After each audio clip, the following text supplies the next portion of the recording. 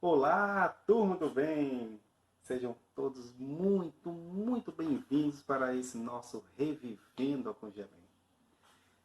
A live de hoje encerra o nosso primeiro bloco de atividades, que traz o título Quero Me Curar de Mim, que foi a Congelém de 2020.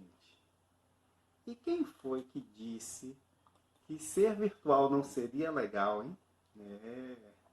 Confiram agora a apresentação coreografada e cantada da música de Flaira Ferro, Quero Me Curar de Mim.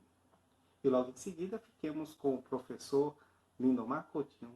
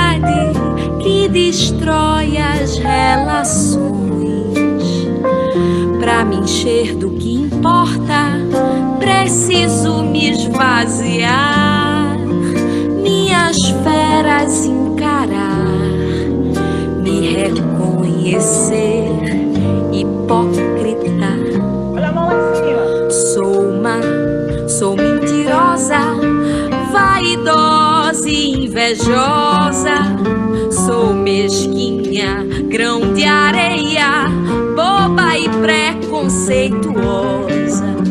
Sou carente, amostrada, dou sorrisos, sou corrupta, malandra, fofoqueira, moralista, interesseira.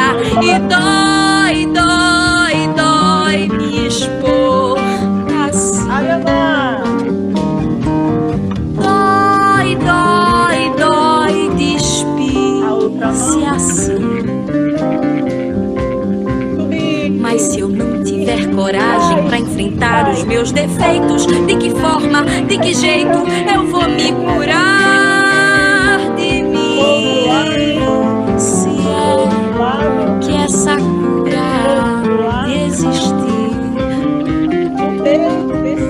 não sei, só sei que a busco em mim, só sei que a busco. Me curar de mim, me curar de mim, me curar de mim, me curar de mim.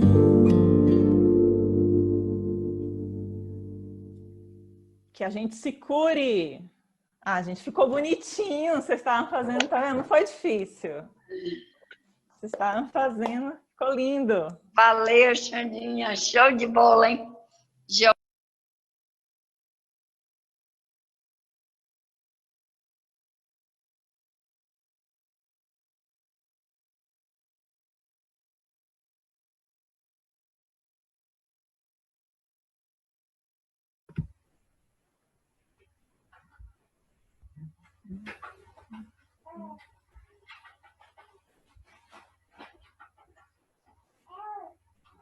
Ok. Lindo, vamos lá? Vamos cumprir com o nosso horário. Lindo, mais uma vez, muito obrigado por mais uma contribuição com a Congelém. Para a gente é quase quase não, é uma falta que faz, né? Quando, por algum motivo, a presença não pode ser feita. Mas a gente sabe que o carinho tá sempre conosco também nesse empreendimento que é a Congelém. Tá? Lindo vai falar sobre... Deixa eu abrir aqui o tema, que ele saiu da minha tela.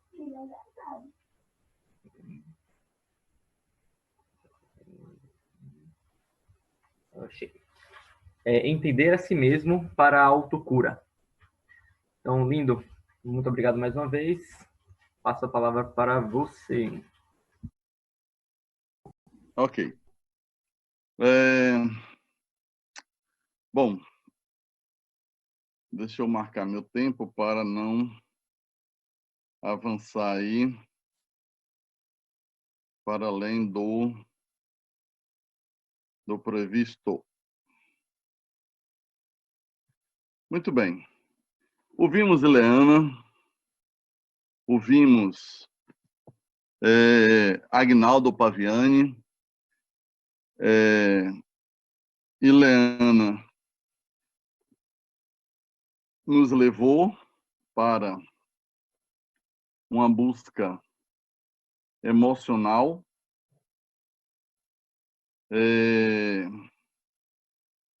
inclusive com as suas lágrimas, com as suas emoções, né? Agnaldo e aí, né, passeou aí por Samuel Bulamarque, pelo Evangelho, Livro dos Espíritos. Agnaldo nos faz pensar ainda nessa perspectiva da cura interior que Leana abordou sobre que a autocura é um poder que vem de dentro. E aí uma definição, né, sobre autocura como poder. E ficou para minha responsabilidade aí, como você já anunciou, entender a si mesmo para a autocura. Bom, vamos ver se a gente faz isso, né? Porque o exercício é extremamente interessante, inclusive para entender o que é entender, né? Já que na própria filosofia existem possibilidades diferentes para entender e para compreender. Dentro dessa perspectiva do entender a si mesmo para a autocura, nós temos que tratar dentro dessa moldura que é o tema geral, quero me curar de mim,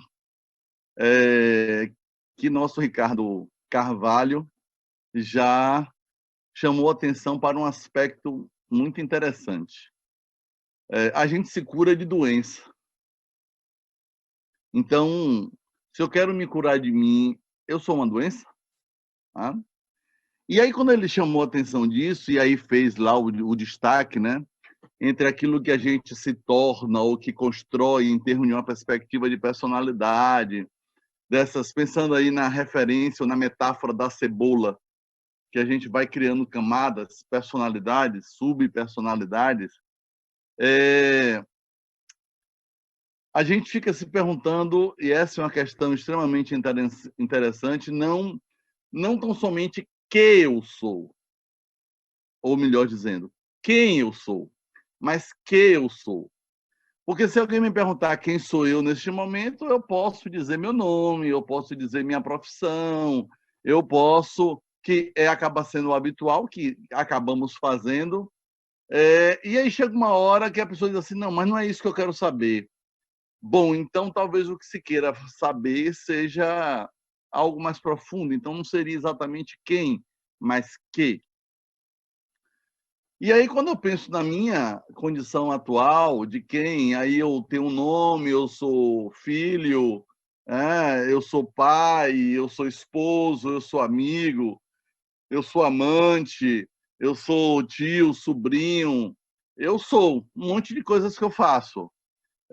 E aí, dentro da perspectiva desse que sou ainda, do ser amante, aí eu sou o vaidoso, eu sou o egoísta, eu sou o inteligente, eu sou. Eu sou. Então, essa é uma questão extremamente antiga, e aí não sei se é verdade ou não, mas tem uma anedota filosófica, que é considerada como anedota, não sei se tem um fundo histórico real, de que na época do nazismo, que Heidegger estava em uma praça na Alemanha, e aí a polícia, a Gestapo, pegou ele e levou para o interrogatório. E aí, nesse interrogatório, a primeira pergunta que fizeram para ele foi essa: quem é você? E aí ele ficou parado, sem responder nada. E aí continuaram perguntando quem é você, e ele olhava para as pessoas e sem dizer nada. E aí chegaram a uma decisão: se ele não quer falar quem ele é, vamos torturá-lo. E aí ele fez: não, peraí, mas você não responde nada. Diz: olha, eu tenho pensado minha vida inteira sobre isso. Eu não cheguei ainda a uma resposta. Vocês querem que em 30 minutos eu já tenha essa resposta para dizer para vocês quem sou eu? Isso tem sido objeto de reflexão de minha vida. Bom, e aí a gente conta isso exatamente mostrando esse percurso de introspecção que fazemos na tentativa de descobrir, de se entender, para reconectar com a nossa própria essência. E aí, se fazemos isso naturalmente, o processo da autocura vai acontecer. E aí eu, introdutoriamente, já digo qual é a solução. Se quiserem terminar de assistir, vão fazer para entender como é que é, porque eu já estou dizendo qual é a solução, a conclusão é essa. Então, assim, quando a gente começa a pensar sobre essas questões, quando a gente começa a se permitir esse maior mergulho, esse maior entendimento, a gente descobre uma série de coisas.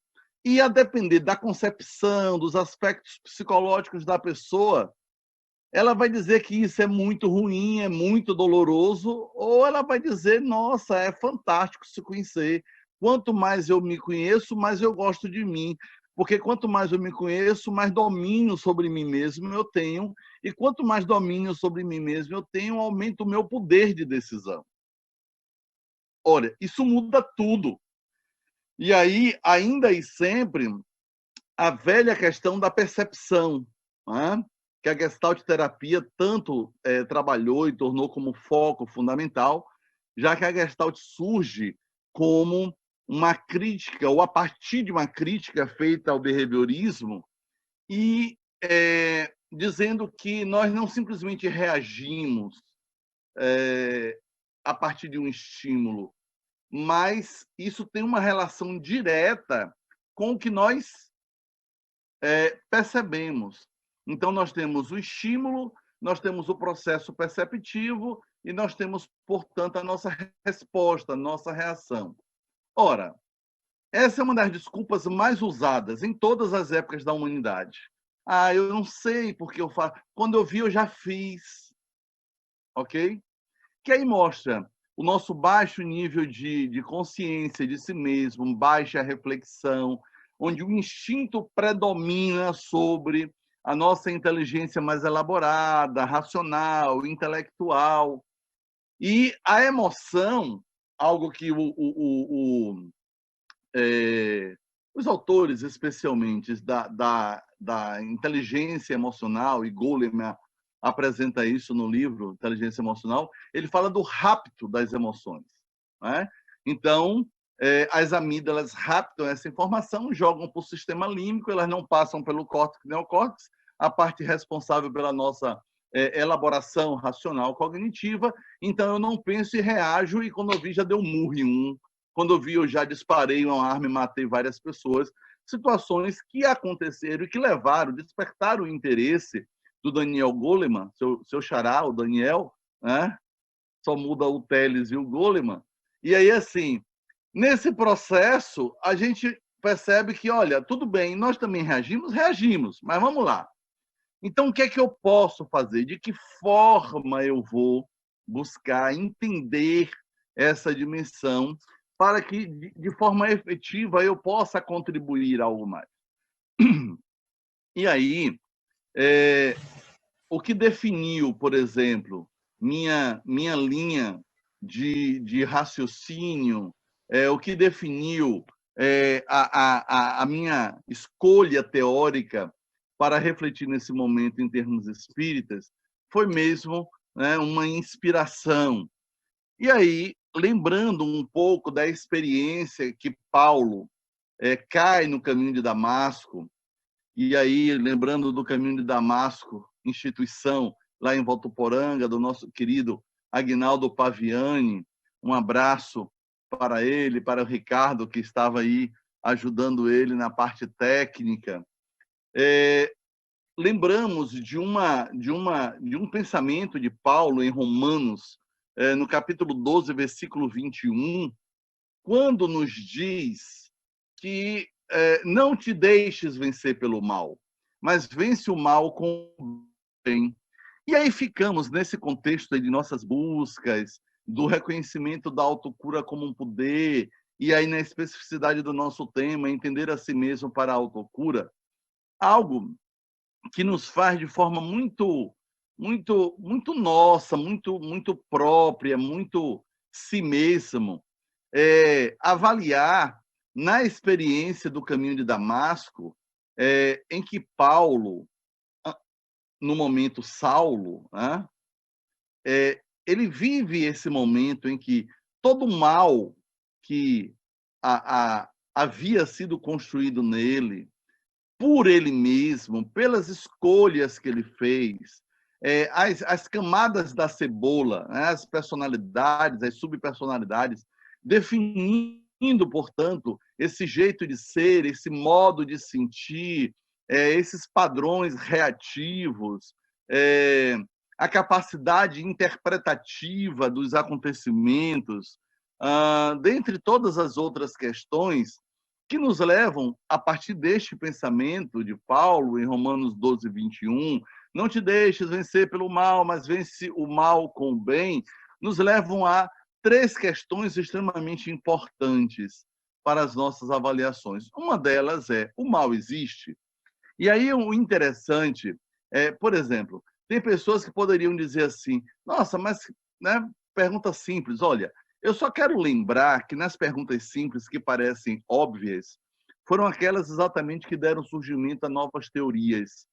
Quer seja uma metáfora ou não, uma história que foi contada, de que com a queda da maçã se pensou sobre, ou se descobriu a partir daí a lei de gravidade.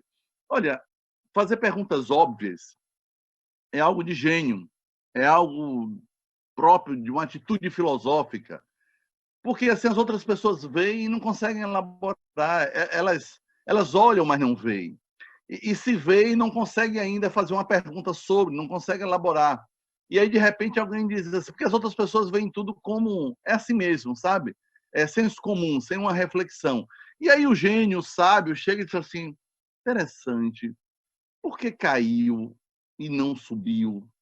Por que não ficou flutuando? Ok? Então, assim, observe que isso aí a gente chama de penetração da realidade. Você se insere na realidade, você busca as estruturas, busca entender as leis dos fenômenos. E isso acontece também com o nosso psiquismo, isso acontece também conosco. E se nós não tivermos a capacidade de fazermos isto, nós vamos continuar caindo nos caminhos de Damasco de nossas vidas, nós vamos continuar vivendo o constrangimento fenomenológico, né, o sensorial, perceptivo, mas não vamos ter a capacidade de elaborar nada, de fazer a pergunta. Qual foi a pergunta que Paulo fez. Saulo, que queres que eu faça? Sabe? Essa é a grande questão. Então, assim, o mal existe? Sim, existe. A doutrina espírita não nos diz que existe.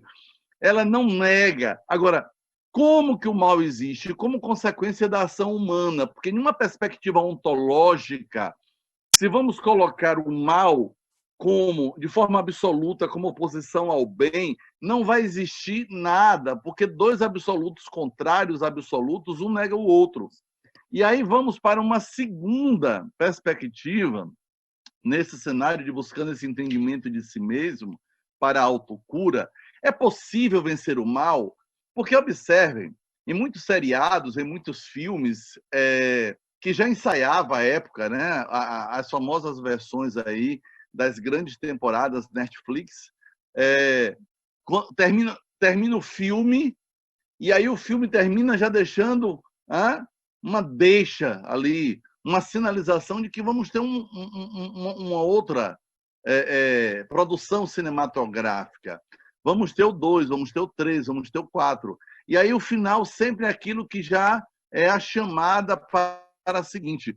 E observem que essa reprodução tem acontecido de que, assim, nossa, parece que o mal não tem como se vencer, porque no finzinho aparece a mãozinha lá, no finzinho, nossa, não, então ainda não parecia que...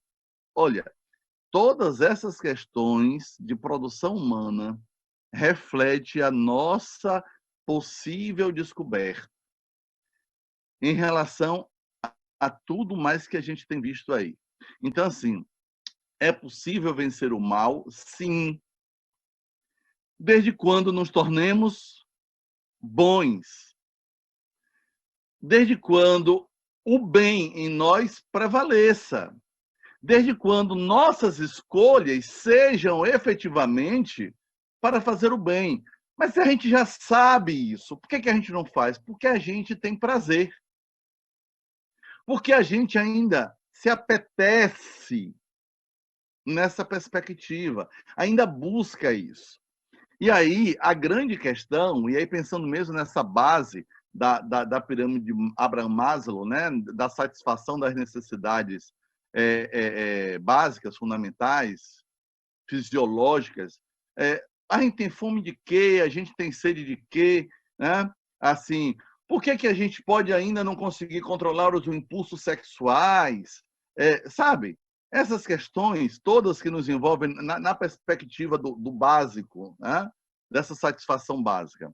Falando nisso, até lembra que agora, amanhã, segunda-feira, às 17h30, vamos ter, que é um projeto da universidade, da UESC, no projeto Emoções à Flor da Pele, uma live com uma nutricionista, Catarina Fernandes, que ela vai nos falar exatamente sobre esse tema. A gente tem fome de quê? Mostrando essa relação entre emoções e alimentação, tá? Então, vale a pena aí entrarem lá, se quiserem se inscrever, tem umas lives bem interessantes sobre essas questões emocionais que estão diretamente relacionadas com esse tema, de entender a si mesmo para encontrar a autocura. Então, fica aí o convite, tá? A gente vai estar lá também, participando, mediando. Então, assim, quando a gente começa a perceber que a própria vida nos oferece um sem número de possibilidades para a gente poder encontrar essa condição interior que Ileana falou, esse poder da autocura que Aguinaldo falou, nós vamos exatamente através dessa perspectiva do entendimento. Se eu não consigo me entender, dificilmente eu vou tomar as decisões certas, porque eu não sei o que é que eu quero.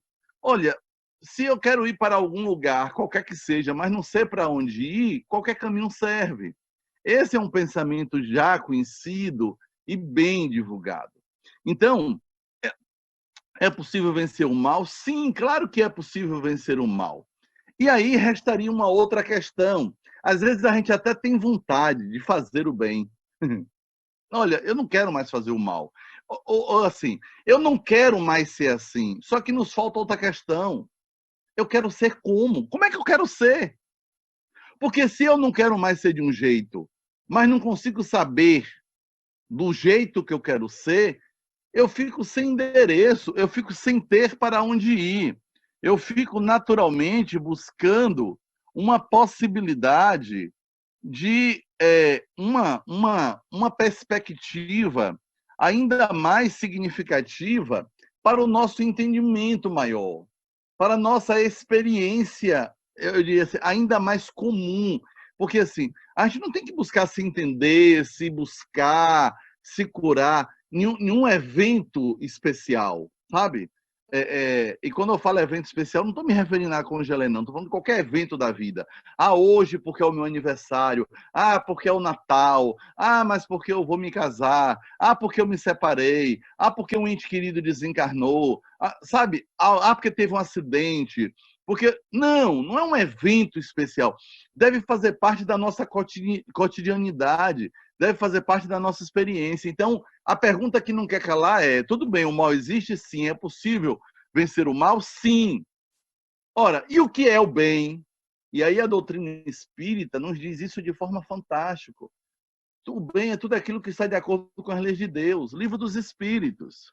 Gente, para que resposta mais simples, mais fácil de se entender, mais fácil de se aplicar, de gerar possibilidades, de buscar efetivamente essa compreensão de si mesmo. E aí, mais para frente, a gente vai mostrar uma diferença entre entendimento e compreensão, tá? E aí, assim, aí vocês vão entender agora a diferença quando eu uso uma coisa ou outra. Então, assim, quando eu me permito fazer essas buscas, quando eu me permito, então, assim, eu preciso, sim, ter a coragem de me lançar em busca de mim, como Leana colocou. Cada um em busca de si. Eu em busca de mim, você em busca de você. Cada um em busca de si mesmo.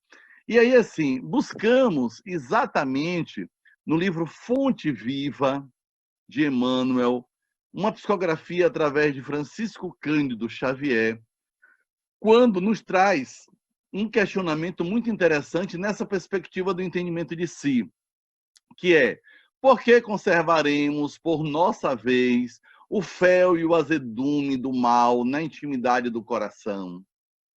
Aprendamos a receber a visita da adversidade, educando-lhe as energias para proveito da vida. A ignorância é apenas uma grande noite que cederá lugar ao sol da sabedoria. E quando nós nos permitimos ter essa compreensão da função da adversidade como um processo de reeducação das nossas energias, do proveito da vida, que a ignorância precisa ser, né, superada através da nossa conquista, do conhecimento, da inteligência, da sabedoria, aí nós vamos perceber, como tão bem nos diz Emmanuel, no capítulo 35, estendamos o bem. Exatamente, na página 86 da edição que eu consultei. Aí ele nos diz: usa o tesouro do teu amor em todas as direções e estendamos o bem por toda parte. Entende quando eu falei da cotidianidade? Quando eu disse que não é um evento que lá de vez em quando eu vou, nossa, é hoje. Não, tem que ser algo diário. E aí, assim, mais uma vez, lembrando de Paulo de Tarso, quando ele nos diz: todas as coisas me são lícitas, mas nem todas convêm. E olha, sinceramente, na altura do campeonato evolutivo, século XXI, nós continuarmos ficar utilizando argumentos de ingenuidade, por favor, a gente está se enganando. A gente não está enganando o outro. Ah, eu não sabia. Ah, mas não era isso que eu queria. Ah, mas, no nosso nível evolutivo, século XXI, assim, sendo adulto, a gente, quando vai observar o comportamento infantil, a gente não vê mais isso, sinceramente. Então, assim, nós precisamos fazer esse compromisso conosco mesmo para decididamente marchar de forma significativa e alcançar uma outra condição, que é o que Paulo de Tarso irá nos dizer em Efésios, no capítulo 4, versículo 23, quando nos diz: renovai-vos pelo Espírito no vosso modo de sentir. Renovai-vos pelo Espírito no vosso modo de sentir. Então, observe que nesse entendimento, que é a proposta do tema, a gente vai caminhando para, além do entendimento, alcançarmos a perspectiva da compreensão e fazermos esses dois processos. E, ainda Emmanuel, Fonte Viva, vamos encontrar um texto maravilhoso que o título é exatamente Modo de Sentir. E o que nos diz Emmanuel? No capítulo 67, Modo de Sentir, e aí na página 57. E aí tem um parágrafo lá, que é exatamente o primeiro, que ele mapeia a nossa condição, nos dizendo assim: há muitos séculos o homem raciocina, obediente a regras quase inalteradas, comparando fatores externos segundo velhos processos de observação. Aí os padrões comportamentais, nossos condicionamentos, positivos ou negativos, rege, no caso das observações, a nossa percepção, rege a vida física com grandes mudanças no setor das operações orgânicas fundamentais. As operações orgânicas fundamentais envolvem, naturalmente, estão relacionadas com a satisfação óbvia da nossa necessidade básica, das nossas necessidades básicas. E maneja a palavra como quem usa os elementos indispensáveis a determinada construção de pedra, terra e cal. E aí observem que Emmanuel usa exatamente 3 elementos, assim, de forma universal, que são utilizados nas nossas construções. Só que a gente, às vezes, esquece, ou age como se não soubesse ainda, que a nossa experiência mental, as nossas estruturas cognitivas e afetivas são construídas por nós, através das nossas ações, das nossas escolhas. E aí a gente vai observando algo extremamente interessante neste capítulo, que eu extraio fragmentos para nossa reflexão. Observe, com todo esse cenário, com todo o caos que a gente ainda vê, que reconhece, que já foi mencionado por Ricardo Carvalho, por Agnaldo Paviani, por Ileana Matos, dessa parte nossa que precisa ser trabalhada, que nos adoece, ao contrário do que se tem dito tanto, Emmanuel nos diz assim: no sentimento, porém, as alterações são profundas. Gente, e ainda assim, com todos os problemas que temos, claro, e a gente precisa lembrar disso, como já foi sinalizado. Por quê? Por que a gente precisa lembrar disso? Houve uma época que se abria no meio das ruas e os duelos aconteciam, que o prazer era de se cortar cabeças uns dos outros. Hoje, ainda tem duelo? Tem, mas às escondidas normalmente. Por que isso? Porque já choca, já é proibido. Nós estamos sentindo diferente. E aí continua Emmanuel: através do coração, o ideal de humanidade vem sublimando a mente em todos os climas do planeta. E olhe que coisa fantástica! Através do coração. O coração tem sido o símbolo da afetividade, do sentimento. Então, quando a gente pensa dentro dessa perspectiva, diz assim: nossa, é verdade. O ideal de humanidade, a nossa essência é a humanidade. Assim como a essência da cadeira é a cadeiridade. Pode parecer estranho, mas não é. Para quem tem o hábito de fazer as reflexões metafísicas, filosóficas, sabe que isso não é. Não é. Não é estranho. Está se falando da natureza. E aí Emmanuel nos faz a recomendação em um outro fragmento. Só pela renovação íntima progride a alma no rumo da vida aperfeiçoada. Não tem outro caminho. Essa é a perspectiva. E nos diz, no correr do texto, em um outro fragmento, que exatamente no capítulo 67, Modo de Sentir, quando nos convida a pensar sobre a forma que temos para crescer. E ele nos diz assim: crescer em bondade e entendimento é estender a visão e santificar os objetivos da experiência comum. Santificar os objetivos da experiência comum. Às vezes, e se a gente não tiver cuidado, a gente cai nisso, a gente diz assim, não, mas a finalidade é boa, e aí não se preocupa com os meios. Robin Hood?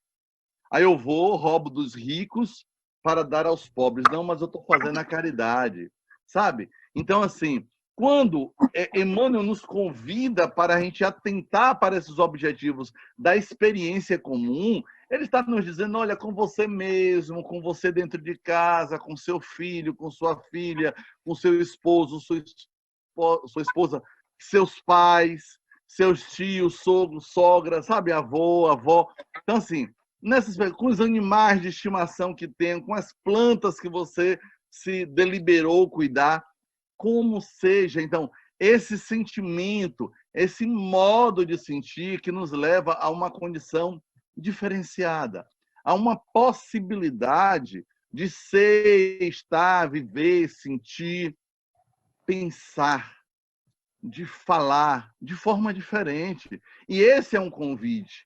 E aí a grande questão é, bom, tudo bem, então tá, vamos ter atenção. Eu não gosto do jeito que eu falo. Eu não gosto da forma que eu olho para as situações ou para as pessoas. E aí, assim, são os discursos das pessoas, né? Os mais variados. Alguns são meus, né? Mas não assim. Por exemplo, tem gente que se segura, mas quando olha por uma coisa que sente vontade de furtar. Tem gente que na questão espiritual ou sexual pensa em sexo com todo mundo. E eu não estou aqui exagerando. São discursos ouvidos. Já ouvi de uma pessoa, uma vez, um caso que eu estou lembrando, que a pessoa diz assim, nossa, eu devo ter problema, porque para todo mundo que eu olho, eu penso em sexo com essa pessoa. E um detalhe, a pessoa dizia, pouco importa se é homem, se é mulher, se é idoso, se é criança, com todo mundo que eu olho, eu acabo tendo um pensamento sexual. Eu remeto para uma perspectiva espiritual. Então, assim, aí um outro pode dizer assim, nossa, esse aí é mau. Sim, aí se é hétero, vai olhar para o diferente com a mesma perspectiva. Se é homo, vai olhar para o semelhante com a mesma perspectiva. Só diminuiu a extensão. Né, mais ou menos da mesma faixa etária, um pouquinho mais ou menos, não seria com a criança o crime da pedofilia, não seria lá com o idoso por qualquer outra questão que possa construir. Então, assim, como que isso se dá? De que forma que isso acontece? Mudando. Então, assim, tem pessoas que se vê qualquer coisa ou outro, sente logo a inveja. Então, como nós vamos trabalhar essa coisa, né? Do egoísmo, do orgulho, da vaidade, dos apegos, tá? Da questão sexual, o que for. Então, busque se entender. Como? Então tá, vamos lá. Significado de entender, significado de compreender ou de compreensão, tá? Entendimento e compreensão. E aí eu vou apresentar para vocês duas perspectivas. Muitos autores, às vezes, misturam um pouquinho. Na filosofia, inclusive, nós podemos encontrar definições contrárias a essas perspectivas. Significado de entender. Assimilar o propósito de alguma coisa, compreender, e aí observe que combina, entender os seus reais motivos para a realização do trabalho, maneira de pensar. Então, assimilar o propósito de alguma coisa, maneira de pensar. Muito bem, entendimento estaria vinculado a essa perspectiva, e na etimologia, no latim, vamos para entendere. De compreender. Capacidade de entender o significado de algo, entendimento, faculdade de compreender, entender usando a intelectualidade. Observe que aí já volta e aí faz uma mistura com a perspectiva do entendimento. Tem relação? Tem relação. Mas tem distinção? Tem. Então, algumas pessoas falam de que a compreensão ela é lenta. Na sua etimologia, no latim, vai estar para compreensões. Mas vamos um pouquinho mais, que aí eu creio que vai ser ainda mais rico, mais interessante. E aí, o que é que eu proponho? Para você se entender, tente pensar em si mesmo como um texto, tá? O texto é o quê? Um conjunto de palavras, um conjunto de linguagens, de signos, de significados, né? De significantes. Pensem nesse conjunto de possibilidades que somos nós. Então, assim, pensando em si mesmo como um texto. Ora, dentro dessa perspectiva, a compreensão é um texto. A compreensão de um texto é uma análise, analisar e dividir em partes. E decodificação. Né? Entenda lá o idioma que você utiliza. Decodifique os símbolos que ali estão, do que está realmente escrito, ou seja, das frases e das ideias presentes. Nós estamos aí cheios de frases, ideias, palavras, concepções. Já a interpretação, e aí é uma outra questão, que não dá nem para, né, aprofundar agora, porque a depender de como eu interpreto, eu posso mudar tudo, né? Toda a capacidade de relação. Já a interpretação de texto está ligada às conclusões que podemos chegar ao conectar as ideias do texto com a realidade. A informação está fora do texto, mas tem conexão com ele. Beleza. Nossa, Lindomar, mas aí talvez não tenha ficado exatamente ainda como eu gostaria, porque ainda estou em dúvida. E muitos autores, por conta dessa interface, deixam dúvidas. Então, assim, eu busquei uma fala da Heloísa Capelas. Ela é do centro, ela é diretora do Centro Hoffman, ela é uma terapeuta familiar, e ela apresenta algumas características que eu achei muito interessante, embora, né, se possa sempre discutir, ponderar, com base em outras referências, mas ela apresentou alguns elementos que eu acho muito interessante para essa temática que a gente está usando aqui e refletir. Entendimento, vinculado à cabeça, cognição, lógica, inteligência intelectual, fala analítica, julgamentos e críticas. Compreensão, vinculada à metáfora do coração, afetividade, empatia, inteligência emocional, fala ou silêncio, acolhimento, sem julgamentos e críticas. Se pegarmos por linha, vamos ter cabeça, coração, entendimento e compreensão. Cabeça, coração, cognição, afetividade, lógica, empatia, inteligência intelectual, inteligência emocional, fala analítica, fala ou silêncio, acolhimento, julgamentos e críticas, sem julgamentos e críticas. Tudo isso está na fala dela? Não. Alguns elementos sim, outros eu sintetizo e apresento aqui como resultado também de nossa reflexão. E aí tem uma frase que a Heloísa Capelas diz, que eu achei interessante e naturalmente oportuno para reflexões. Você entende tudo quanto e o que você compreende. Vou repetir. Você entende tudo quanto e o que você compreende. E aí observe, né, uma distinção. No meu entendimento, eu vou para a cognição, eu uso a lógica, buscando trazer aquelas ideias, aquela concepção, aquela teoria para dentro de mim. Ok? Um enter, né? Um entrar. Na compreensão, compreender, aprender é pegar com, aprender com, pegar com. Então, assim, na hora que existe uma compreensão, olha, eu não preciso mais ficar fazendo pergunta, criticar. Eu posso, inclusive, discordar, mas, tipo assim, olha, eu compreendo o que você fez. Ponto. Ok? E aí, é nessa perspectiva que voltamos à fonte viva, nessa relação entre entendimento e compreensão de si mesmo como medida. E aí observe o que Emmanuel nos diz em um outro capítulo do Fonte Viva, no capítulo 122. Entendamos-nos, na página 278.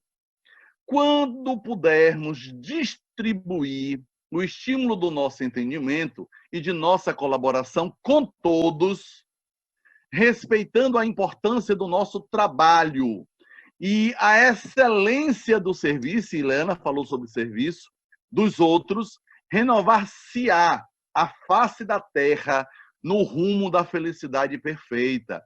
Ora, o estímulo do nosso entendimento, observe, tá? E aí, mais abaixo, em um outro fragmento, Emmanuel apresenta essa síntese, que aí tem a ver com a medida, entendimento e compreensão de si como medida. Medida para quê? Para a autocura. Emmanuel nos diz, seremos compreendidos na medida de nossa compreensão. E aí, né? Caminhando para a gente fechar a nossa fala, nós temos, vive, aí Emmanuel faz um questionamento ainda no Fonte Viva, em um outro capítulo, vive sitiado pela dor, pela aflição, pela sombra ou pela enfermidade. A gente não está buscando autocura. Aí Emmanuel nos diz, renova o teu modo de sentir. Pelos padrões do Evangelho, ele coloca o critério.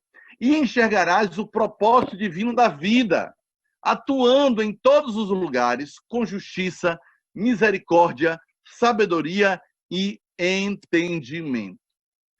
Isto no capítulo modo de sentir. Quando nós buscamos realmente entender o porquê sentimos como sentimos, nós podemos marchar de forma consciente e significativa para um avanço sobre nós mesmos. Como, Lindomar? Agora, vamos dizer exatamente como, sintetizando tudo isso e nos despedimos. Entender a si mesmo para a autocura. É uma proposta para, partindo do que já consegue, chegar na condição que deseja. Como, Lindomar? Conhecer-se mais e melhor. Segundo, criar disponibilidade para conhecer-se. Sem disponibilidade não vai. Dr. Hans diz isso de forma muito interessante no livro Saúde em Plenitude, e às vezes a gente passa por cima. Temos que ter disponibilidade para aceitar-se para mudar. Aí entra a perspectiva da compreensão, que não acomoda, muito pelo contrário, nos impulsiona. Aproveitar o processo. Gente, vive, tira o que de bom esse processo, esse momento traz para você. Cresce, experimentar o saber das alterações. Isso mesmo, né? Experimentar o saber das alterações. Ou, se quiser, na etimologia, o sabor das alterações. Decidir amar-se, simplesmente. Não, mas se, quando... Não, se ama do jeito que você é. E aí você vai ter um potencial maior ainda de autocura. Ter disposição para servir, que aí Leana já chamou a atenção, lembrando o próprio Emmanuel, né? Ter a disposição, e observe que a disposição volta ao contexto, cuidar de si, cuide de você, cuide de você. Perdoar-se sempre. Errou, está errando, perdoe. Não fique nessa não, vá em frente. Se perdoe e não repita o erro. E isso vai lhe dar a possibilidade de voltar ao fluxo da vida. Voltar ao fluxo da vida significa o quê? Autocurar. Então, com essas considerações, eu desejo muita paz e saúde para todos. Muito obrigado. Tio Lindo, muito obrigado mais uma vez pela colaboração fantástica. À medida que você vai falando, tanto Ileana como o próprio Agnaldo Paviani também, vão surgindo algumas reflexões do que a gente faz no dia a dia, né? E nessa luta que é essa autotransformação, né? E no meu caso, de vez em quando, sinceramente, ela fica parada. Mas esse movimento, ele precisa ser ativo e a gente aprende isso. E somos chamados a atenções várias vezes por Dr. Hans nos atendimentos, inclusive de forma virtual.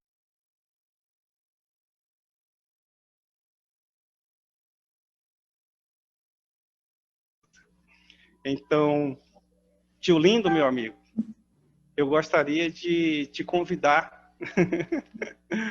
para poder tecer alguns comentários para a gente e fazer a nossa oração. Tá certo?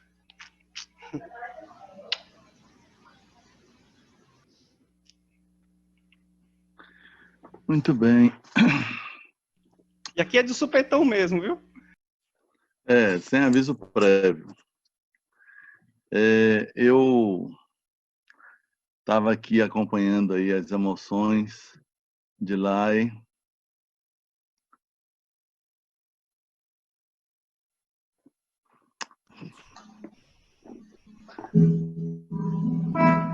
E lembrando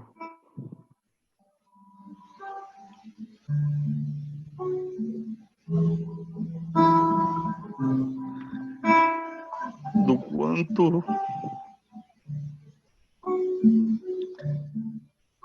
de coisas já vivemos juntos. Assim como com você também, Giovano, com Rotinha, com tantos que estão aqui e que são amigos de verdade. E o interessante é que para construirmos amizade, a gente não busca perfeição. Senão a gente não teria amigos. Na nossa condição evolutiva. A gente busca amar.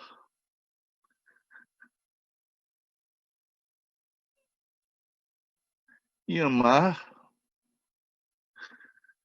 é algo extremamente ativo. Envolve investimento. Envolve decisões que são do dia a dia e que faz toda a diferença. E amar é uma experiência tão forte que cura. Amar perdoa. Amar nos encoraja a seguir em frente. Amar nos encoraja a construir essa possibilidade das gerações futuras, como o Congelém tem feito nesses 20 anos de existência. E, sem dúvida alguma, nos alegra ao ver minha imagem aqui já com os cabelos brancos, mas isso tem validade, porque no dia que eu resolver pintar, acabou. Ou quem sabe seguir altinho e raspar. E aí a gente faz uma retrospectiva bem rápida dos momentos que já vivemos nas edições, né, da Congelém presencial. E quero fazer aqui um registro que, mesmo virtualmente, conseguimos manter uma vibração legal, conseguimos manter, assim, estabelecer e manter essa conexão com a espiritualidade durante todo o momento. Óbvio que as dificuldades acontecem, como no presencial. E aí não tivemos os trabalhos da cozinha geral, como o Rutinha lembrou, dos lanches, café, almoço.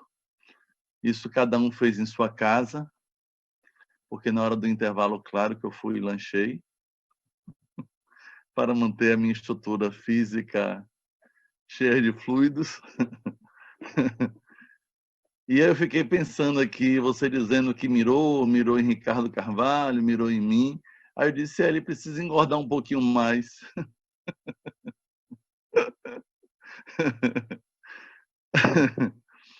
Mas fora as nossas habituais brincadeiras, foi muito bom, em vários momentos, ter flashes da ação espiritual durante todo o trabalho, na assistência que sempre dão, na instauração das proteções magnéticas nos lares de todos que estavam participando e de senti-los nessa dimensão tão paralela, acompanhando esse momento de conclusão, como normalmente acontece quando fazemos aquele encontrão no final, todo mundo junto, né, suado, grudado, colado, amado e amando. E isso nos lembra o quanto as pessoas que já tinham despertado buscavam estar próximas a Jesus, queriam tocá-lo, queriam ouvir a sua palavra, a sua voz. E é com esse sentimento que a gente vai fazer a oração, sentindo mesmo aí as vibrações espirituais que nos envolvem e que nos envolvem a todos. Então vamos fazer a oração conforme solicitado.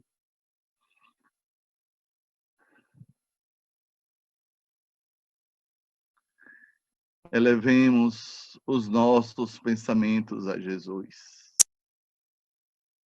E frente à aurora de novos tempos, com a convicção de que cada um cumpre a sua missão no mundo. Os que nasceram antes, contribuindo com as mocidades, plantando as sementes, cultivando-as com amor, nas luzes da doutrina santa, revivendo o Evangelho de Jesus. Caminhamos, Mestre querido, em tua direção, cada vez mais nos fortalecendo como irmãos, na alegria de podermos crescer, aprendendo a amar e a servir, sem precisarmos, Senhor Jesus, esperarmos os cabelos brancos surgirem, porque o jovem, no seu vigor, na sua alegria, na sua disposição de cada dia, torna-se discípulos e apóstolos do teu amor, Jesus. E é com essa intenção que existem as juventudes espíritas. É com esta intenção que existe a Congelém. E na certeza de que juntos contigo fazemos o bem, pedimos-te, Senhor, que abençoe a cada jovem, a cada trabalhador disponível a trabalhar em teu nome, a cada família, ao nosso estado, ao nosso país, a toda a terra que és governada por ti. Que neste momento, sob o teu olhar compassivo, buscamos, Senhor, te seguir com toda a sinceridade do coração, buscando nos curarmos de nós mesmos, para que a nossa luz brilhe mais, para que os nossos passos seguros não titubeiem e possam continuar lhe seguindo. E em qualquer situação possamos dizer, no arroubo sincero do nosso coração, viva Jesus, viva a luz, viva o Evangelho de amor, viva a doutrina espírita que nos ampara e norteia como bússola segura para nossa redenção. Sê conosco, Senhor Jesus, hoje, amanhã e por todos os nossos dias. Que assim seja. Leopoldo Machado, em nome de Jesus.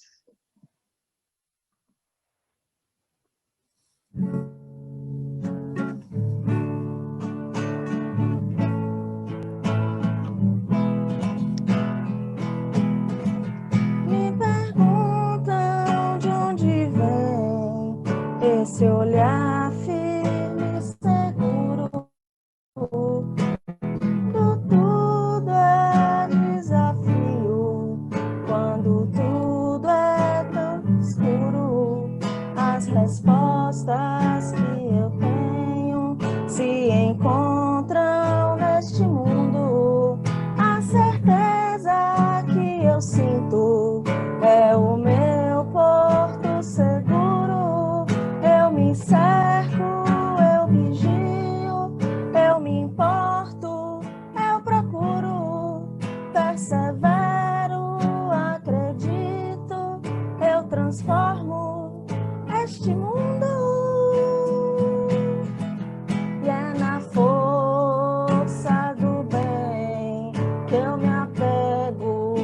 caminho no poder que mantém meu coração protegido e não há nada, nada, nada a temer, pois a força do bem é o maior poder, e é na força do bem que eu me apego e caminho no poder que mantém meu coração protegido e não há nada, nada, nada a temer, pois a força do bem é o maior poder.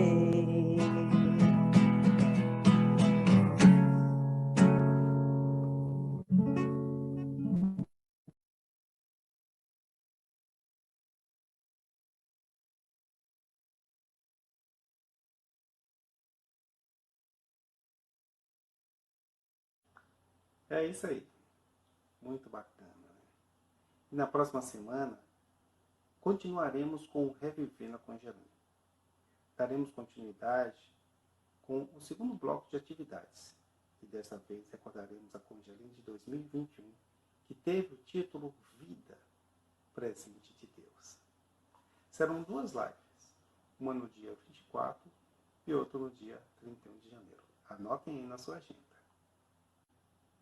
Então, na live da próxima semana, reviveremos as luzes e as emoções com a professora Ileana Azevedo, com a temática Papel da Fé na promoção da saúde emocional e na valorização da vida.